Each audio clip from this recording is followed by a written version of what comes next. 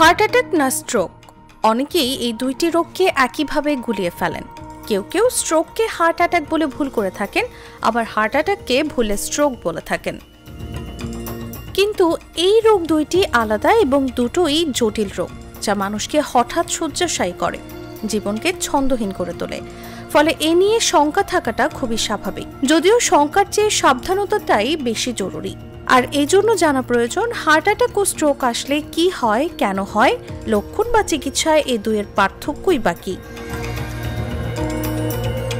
মূলত হৃৎপিণ্ডের কোষ রক্ত সরবরাহ না পেয়ে ধ্বংস হয়ে যাওয়াকেই হার্ট অ্যাটাক বলা হয়।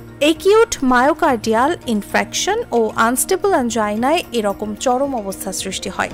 অন্যদিকে মস্তিষ্কে রক্ত সরবরাহ বাধাগ্রস্ত বা বন্ধ হয়ে গেলে যে পরিস্থিতির সৃষ্টি হয় তাই স্ট্রোক। মূলত পার্থক্য হলো হার্ট অ্যাটাক হৃৎপিণ্ডের রোগ আর স্ট্রোক মস্তিষ্কের রোগ। হার্ট অ্যাটাক ও স্ট্রোক কার কি লক্ষণ?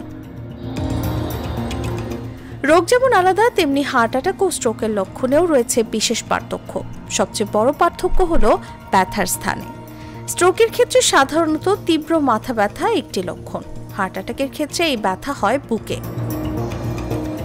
স্বাস্থ্য বিষয়ক ওয়েবসাইট হেলথ লাইনে প্রকাশিত প্রতিবেদন মতে এই দুই রোগেরই লক্ষণ রোগী ভেদে আলাদা হতে পারে। সংশ্লিষ্ট ব্যক্তির বয়স, লৈঙ্গিক পরিচয়, শরীরের অন্য বিষয়গুলোর অবস্থা, জীবনযাপন প্রণালী ইত্যাদি ভেদে এই দুই রোগের লক্ষণ আলাদা হতে পারে। তাসলিমা তিথি, জাগো নিউজ।